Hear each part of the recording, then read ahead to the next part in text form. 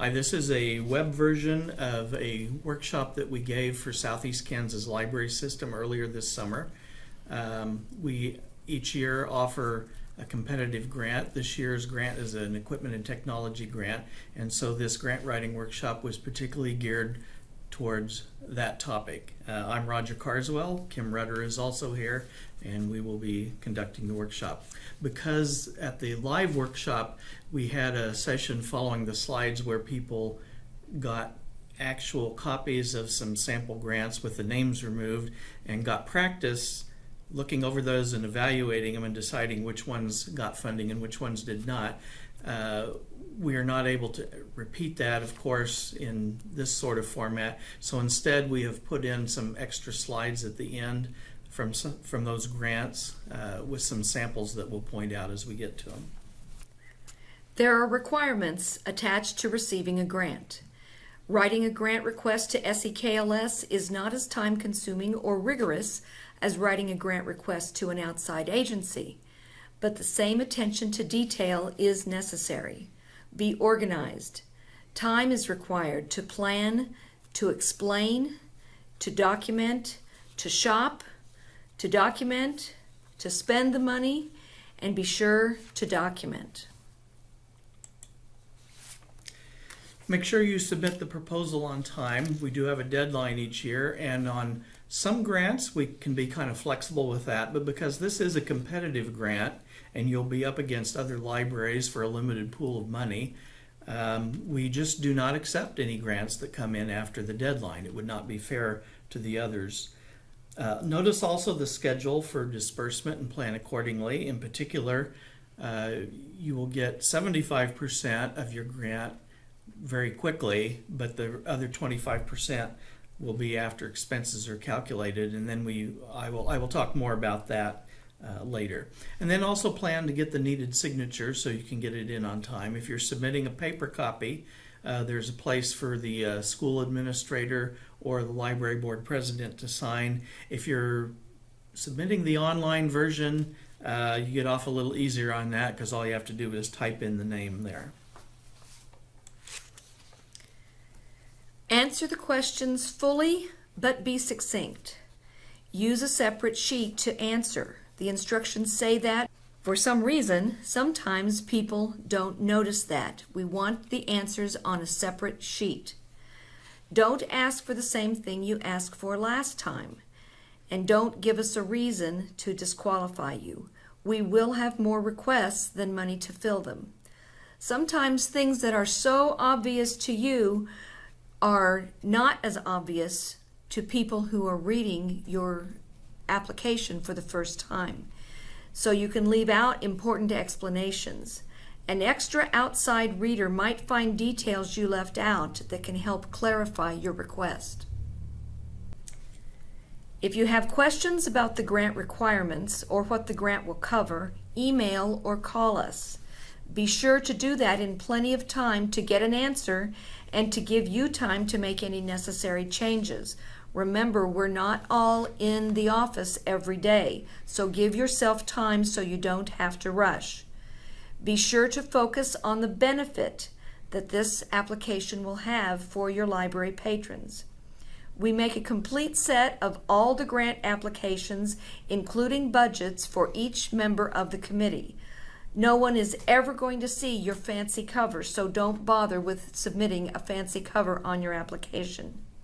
Submit clear photos of what you're proposing if that will help you clarify. And be sure to spell check. So here's the beginning of this year's grant guidelines for the equipment and technology grant. Several things I want to point out here. First is to make sure that the idea you have for the grant fits what the type of grant is. For instance, I believe one time when we had equipment and technology grant, there was a request for a table for a computer, and because we have a different year, a furnishings grant, we decided that was not eligible. Really, it was not equipment, it was not really technology, and so we did not fund that one. So make sure that your idea really does fit within the guidelines of the equipment and technology grant. Notice also, and this is the case always, that we will not make grants for multiple that are multiple unrelated items. So you shouldn't come in asking for, say, a patron computer and a wireless access point and a paper shredder or something like that, things that are not related. They all need to be related to the same basic purpose. There's a new line in this year where it says if you receive funding from the Equipment and Technology Grant in 2016, your application should not be for essentially the same purpose. This is actually just kind of a semi-new guideline, but we've put it more plainly. I say semi-new because in the past we have sometimes looked and seen where someone, let's say on a collection development grant, they had asked for money for a DVD collection the last time we had it, and now they're back again asking for money for a DVD collection, and we did not fund that because of that reason. That grants are not meant to be ongoing funding for a project. They're supposed to be used and the project completed, and then from there on out you should be able to maintain and be able to carry the project out and not rely on future grant funding to continue that. We just made that more plain this year. Now, your grant amount can be up to 75% of the project cost, up to a maximum of $2,000. That's what you may request, and the remainder has to be from local matching funds. That can be from your own budget, from donations, or from other sources. So when you figure the matching amount, you will figure out what the total project cost is to do everything that you're planning to do. Then you can take 75% of that, but only up to a maximum of $2,000. So in the example you see on the screen there, there's a $2,500 total project cost. The 75% comes to $1,875 for the grant and $625 for the library. For a $2,000 project cost, the 75% you can request comes to $1,500. The library share would be $500. Now notice the maximum is $2,000 in grant money. So let's say you have a total project cost of $4,000. You can still only ask for $2,000. You can ask for 75%. In this case, it only amounts to 50%. But you can ask for the $2,000, and then you would have to come up with the other $2,000. And if you're wondering, the point at which you can ask for $2,000 and have it only equal 75% of the total project cost is at $2,667. Anything from there on out, you will actually be bearing a larger percentage as your matching fund.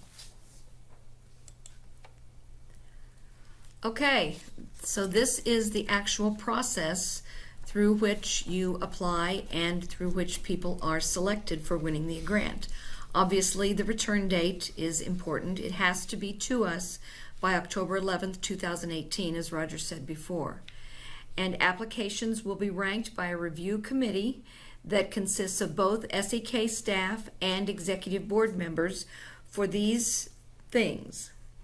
The likely benefit to local library service is ranked as at twice the amount of anything else. So make sure you show how your request is going to benefit your patrons.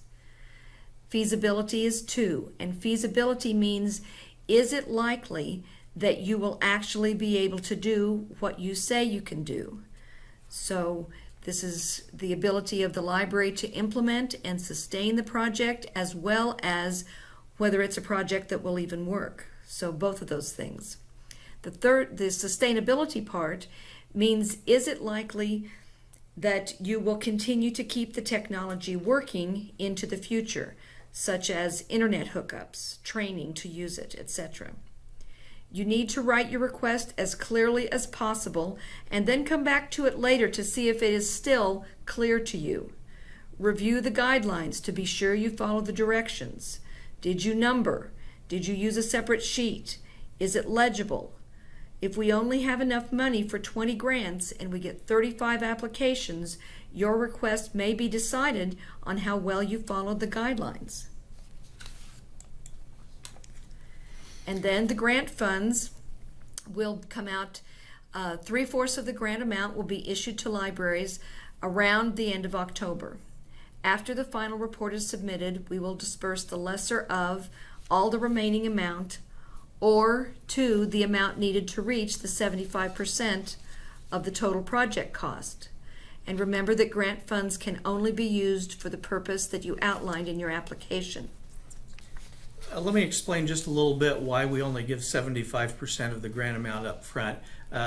We used to give the entire amount up front, but the budget in the grant is only an estimate, and quite a bit of the time the actual expenses turned out to be a little less. And so if we gave the entire grant amount and the expenses were less, then you would be required to refund a part of that, and we decided we didn't want to bother with that. And so we send 75% to begin with, and then we kind of settle up at the end to reach the grant split that we have with you. So if you have $2,000 grant and we send $1,500 to begin with, and your expenses are such that our 75% of it are only $1,850, then your final payment will be $350 to make that 75-25 split, rather than the whole $500 that you could have received if the expenses had been that high. Then you're required to report back to us by July 31st next year on expenditures made for the grant project. And we do ask you on this grant to supply appropriate supporting documentation, which basically means invoices that show your expenditures.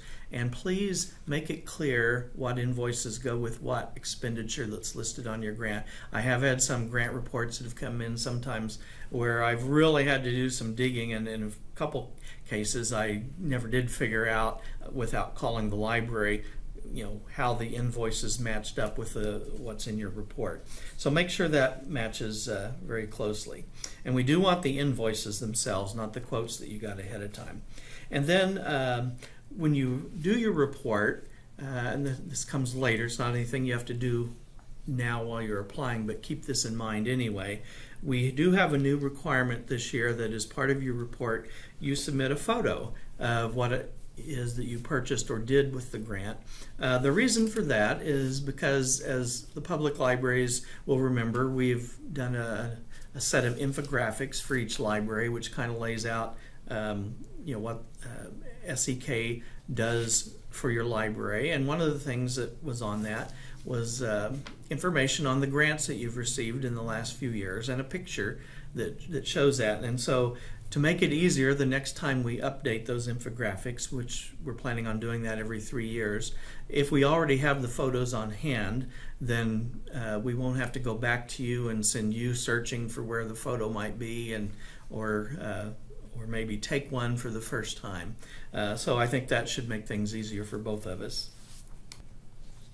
Now, this is the beginning of the grant application form. Notice where the line is for the amount requested.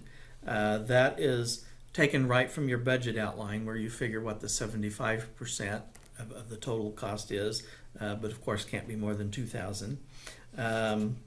That's on the budget outline, is the third page of the grant application. And the line that says, to whom should the check be made payable? This is mostly related to school and academic libraries. With public libraries, there's not really any question who it's made out to, but sometimes a school or an academic library will need it made out to the library, to the institution, to the library fund, or there could be other variations on that. So we do ask you who you want the check made out to, so we don't have to contact you later for that. And this is the next page of the actual application that you fill out for asking for a grant. So you fill out the budget outline page and attach it. And then you see the instruction where it says attach a separate page answering the following questions. Please number your responses to match the questions, and that's just to help us with the photocopying. As I said earlier, we make a copy of your grant application for every member of the committee, and sometimes there's 7 members, sometimes there's 9 members. So it's a lot easier for us to compare one grant to another if we all look at question number 1 together at the same time, and we can compare a proposal with another proposal and a project improving library service in one way with an improvement in library service in another way. We want it typed or word processed. Please don't handwrite it. Again, don't forget to number your answers. Don't skimp. The most successful grants have not been the longest, but they have also not been the shortest grants that we've received. We can kind of tell if you're trying to pad and use up extra space. So just say what you have to say and stop. Don't forget number 3. How will you sustain the improvements after you get this grant? The grant is not meant to continue your service into the future. That's up to you. The grant is to get you off to a good start so you and your library can continue. And then you need to fill out a budget outline, and on this you basically list the item of equipment that you want to buy. Just some basic information on it, the basic specs. You don't need to list all the fine details of the bells and whistles that are on it. Although if you do have a quote for this, it is helpful to attach that, and if that takes up a whole page of specs, that's fine, but you don't need to write it out here. Besides equipment and software, we do have a line on there for supplies or for other costs. In general, supplies wouldn't be covered by this, but once in a while there could be something where that supply is integral to making your equipment work, like buying a cord or a cable or something like that. And other costs is just if there's something we haven't thought of that is necessary for this to work.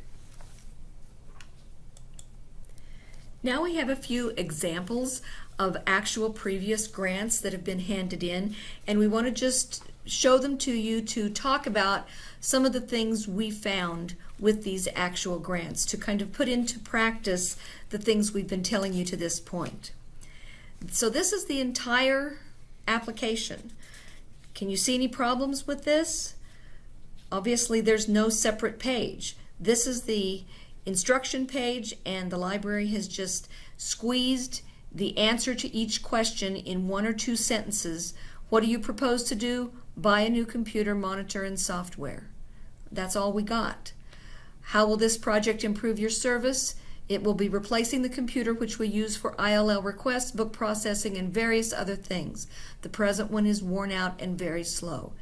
This is not enough information for us to be able to compare this library favorably with other libraries.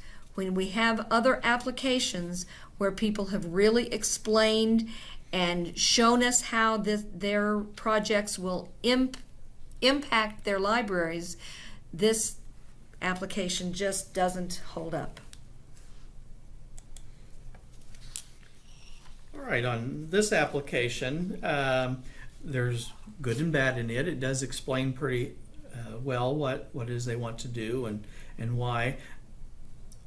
We did have a concern when we first read that top line. The library board would replace the main staff computer, and the question that comes up is, why would you word it that way?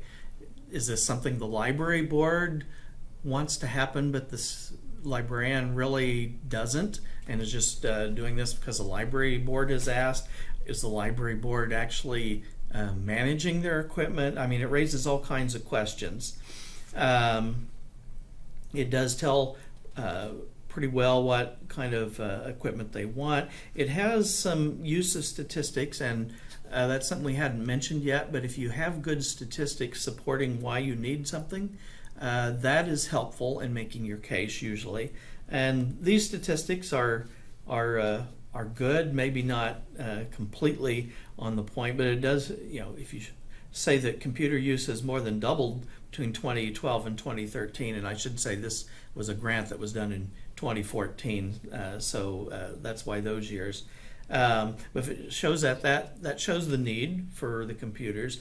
On the other hand, it also makes you wonder if they're just replacing a computer that's already there. Does this really make much headway against that increased computer use? But anyway, it is a fairly good use of statistics. It has a plan for replacement, which meets the sustainability thing. It does make me wonder when it says every 3 years. That's fairly aggressive. I mean, it's not an impossible thing to do, but most libraries are not able to keep up replacing every piece of equipment every 3 years, and it makes me wonder whether they really are doing that or will do that, or if that's something that was put in to make it sound good. It is good that it says there will be annual budgeting. If it listed an amount, it would be that much stronger. So in this example, the application starts right out mentioning that they requested advice from Melissa Geist from the SEKLS IT department. That's always a good thing for the committee to see, because we know that the library has then done their homework. They're not just operating off a Walmart ad. They are going to be trying to buy something that our IT people approve of and that our IT people will be able to help support ongoing. And then throwing in that this is a price performer and got good reviews is also a good thing. If you actually know those two things, then tell us that, so that we can see that you've done your homework, and so that we can feel like that if you get a grant, it's going to buy something worthwhile. We have then that in this rural community, the library will be the only place in the surrounding area where there is access to a fax and copy machine, and that is huge to show what an impact this service would have on patrons. The library would be definitely offering a good service to the community, and in addition, scanning, which apparently the library didn't have and the public didn't have access to before. So these are all good ways to show. Look at there where it says the several quilting groups. They already have people who have expressed interest in getting color copies. So these are great ways to show that there is a need in the community and we already have interest. Sustainability. They talk about they are going to pay attention to keeping it maintained and keeping an eye on people using it, that they use it correctly. Okay, the fact that they're going to keep their charges for copies and faxes the same but raise color copy prices gives the committee the idea that they realize the immense increase in the cost of color toner for copiers, and so they're thinking about how they're going to budget for it themselves. And then the source of the funding is good. They already have set aside the funds for technology. We like to see that, and so this looks like a really good contender for a technology grant. This is not a picture of our grant committee, but it is a picture of a committee. But we do have a grant committee that meets around a table like this.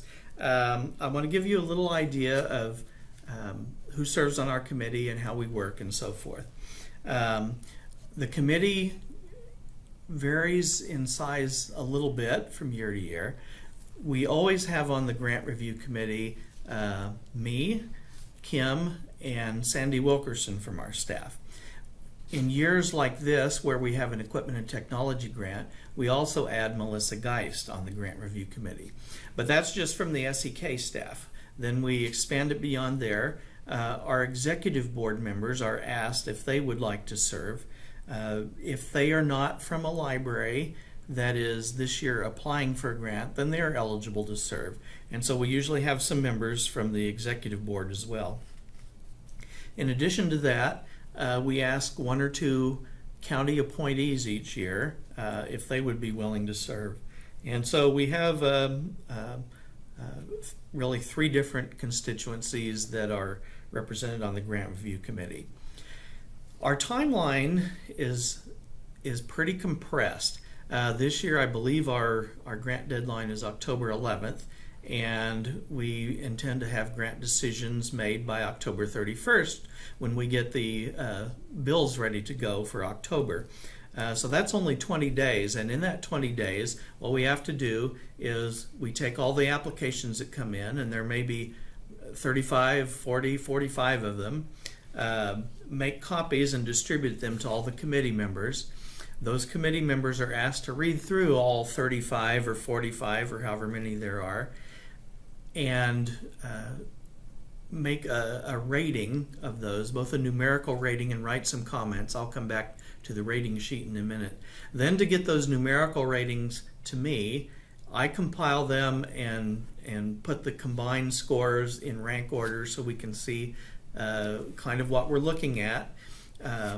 And then we meet together as a group sometime, as I said before, October 31st, and we talk over them. And in the course of discussion, sometimes we change our minds about, the ones that are kind of on the border of whether we fund them or not. Maybe we look at those and we move one ahead of the other for some reason. The grant review committee members will have different ideas about what are the best ones to fund, and they're allowed to talk about that and to try to convince others. And overall, we come to a consensus that these libraries are to be funded, and then when we run out of grant funds, the rest of them are not funded. So it is a pretty compressed time schedule. That's one reason we ask you to make everything clear, both in the way you format your application, with the separate piece of paper and the numbers and so forth, as well as how you word it so that it's clear, because when you're reading 35 to 45 applications, you really are not going to take time to scratch your head and try to puzzle out what someone is saying if it's not clearly written. I said I'd say another word about the rating sheets. We didn't used to, it's been quite a while ago, but we didn't used to have these. The grant applications came in and people got a letter saying whether they were funded or not, but we had a lot of feedback that they wanted to know why these were funded or more often not funded. And so we developed a process where we have a rating sheet for each grant that each grant member or grant review committee member fills out, and an opportunity to write their thoughts about the grant application on it. And then we gather those up at the end of our meeting, and if there are 7 members on the grant review committee, you get 7 rating sheets, and we send those to you.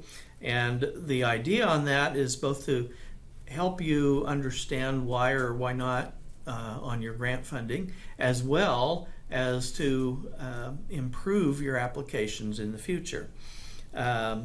Because we are always looking at more grants, or almost always anyway, more grants being requested than we have funding to fund, we do have to make some decisions, and so grant review committee members are looking for things which distinguish one grant from another. So the things they put on your grading sheet are not so much meant to be harsh or judgmental, but something to explain why one grant is better than another, or why this grant is not as good as another. And also they use them as a kind of a note sheet when we meet together. They can quickly look at their grant review rating sheet and remember, oh yeah, that's the grant that I thought highly of because of this, or didn't think highly of because of that. So just keep that in mind as you're looking at your rating sheet. And also notice that your rating sheets, if you get 7 or 8 of them, there will be a variation among what the scores are. And that's because grant review committee members have different thoughts about them. But it's also because of different ways they evaluate them. We, for instance, often will have a grant review committee member who grades everything very highly. And so just because you may get one grant review committee that rates things mostly 3s and 4s, and you get another one that rates it all 5s except for 1 4, well, that one you get that is all 5s but 1 4, that may still be the lowest grade that that person gave. So just keep that in mind. Now we have included some examples of other recent grants for technology and equipment that we thought we would just go through to give you an idea of some of the things that have been successful or unsuccessful on grant applications in the past. All right, this is one that we received. Obviously, they all are, so I guess that's sort of redundant. But I want to look at the part 2, which is telling why this was why this would improve library service. We found this a little confusing. They've asked for a smart high definition TV and a mount and a DVD VCR player and some headphones, and then they try to explain why this would be beneficial. And one of the things, that second sentence in there, will allow library personnel to show ebook readings. We don't know what show ebook readings means. In fact, I don't really think it has any meaning. I'm not sure what they had in mind on that. And further on down, it says, would be able to use the TV to view online course lectures. Well, I understand what that is, but my first thought is, really? You're going to have a lot of people come to watch online course lectures in the library? There's nothing to indicate that there's a demand for that at this library. When you get right down to it, as I look now, I think that the basic idea is we want something to show movies on that a lot of people can see, and headphones so it doesn't disturb other people if it's during a time when other things are going on in the library. But when you're reading 35 or 40 of them, it better be clear. This was not clear, and so I think it was ranked relatively low because of that. We don't want to have to guess what you really want this for or what the benefits really are. You need to explain it clearly. This also does not show on this screen the budget, but that was another concern that we had. It had $200 in the budget for a 32-inch high-definition smart TV and $200 for a DVD VCR combination, and that seems real high for the DVD VCR, if you can even get those combinations anymore, but seems really low for a high definition TV of a size that can be seen by a group of people in the library, and there was no quote attached to it, and so that was another weakness of this grant. This is a grant for a color printer and copier, similar to the one we saw earlier, to enable the staff to better serve our community. And this is clearly expressed. They have an inexpensive one now, and they use it primarily for children's programming, but they've started using Library Aware, which is a service that SEKLS provides and promotes to Seek and Find members, and so we're happy to be able to support people who want to use that service to make bookmarks and flyers. And they are obviously, we already know on the committee, that they are much more effective printed in color.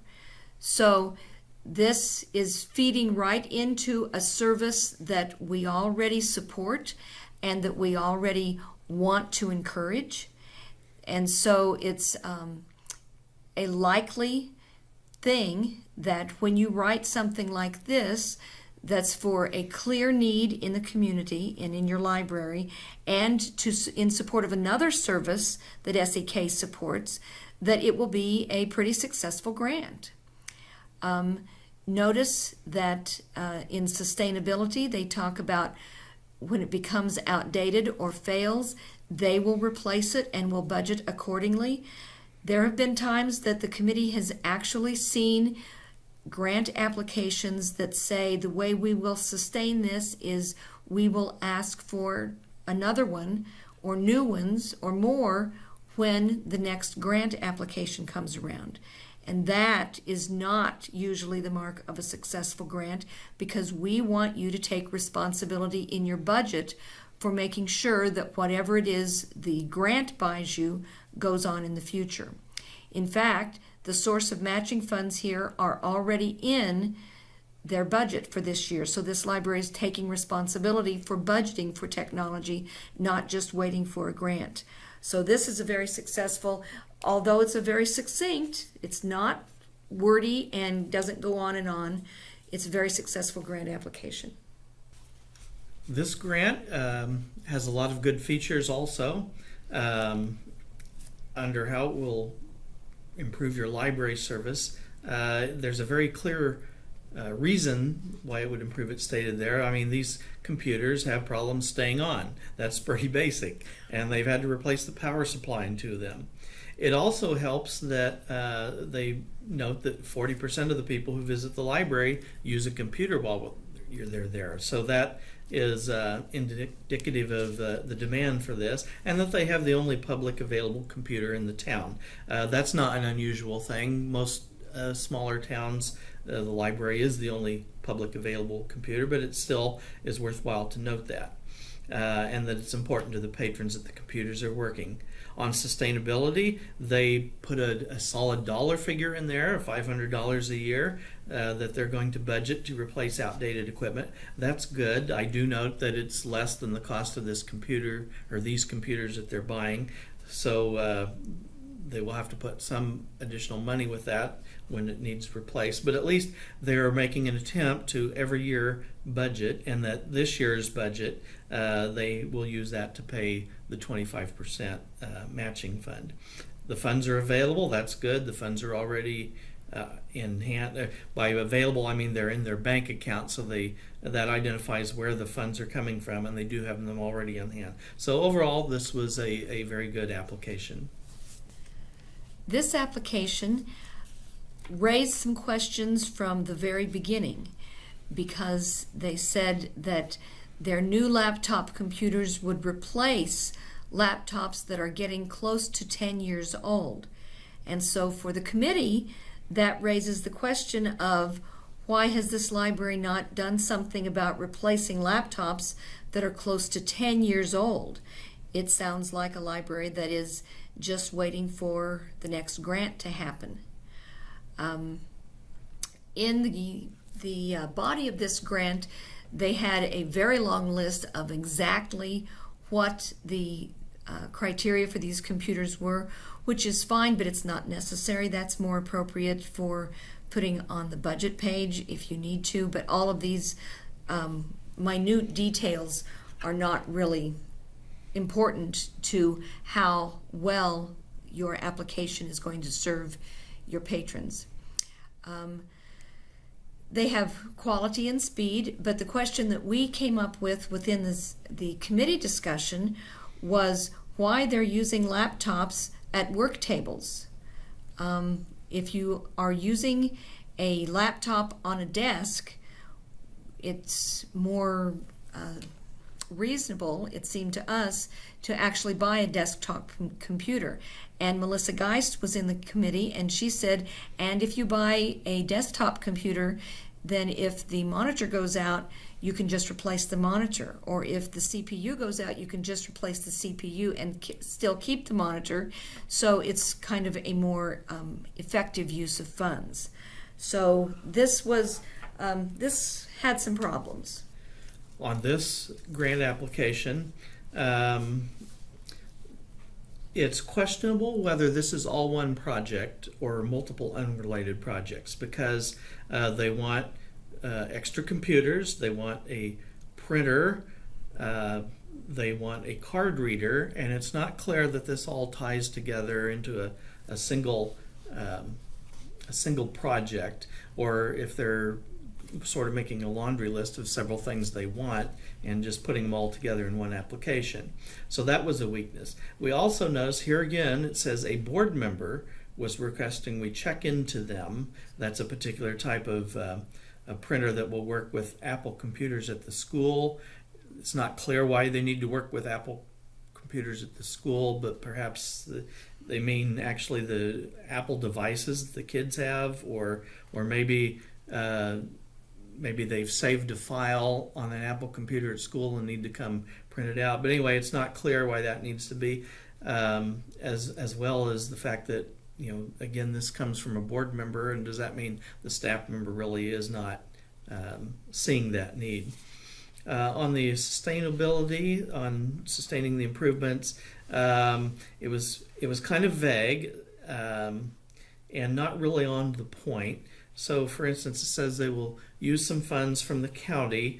This is not a county-funded library, so we don't know what is meant by that exactly. And it also talks about future costs of toners and such. And well, that's good. That's not the main point on sustainability. We want to know how you're going to budget to keep these computers up to date as they age out. Okay, this is one of the longer applications that we have got. This is across several screens here in the PowerPoint. So we'll start out with question number 1.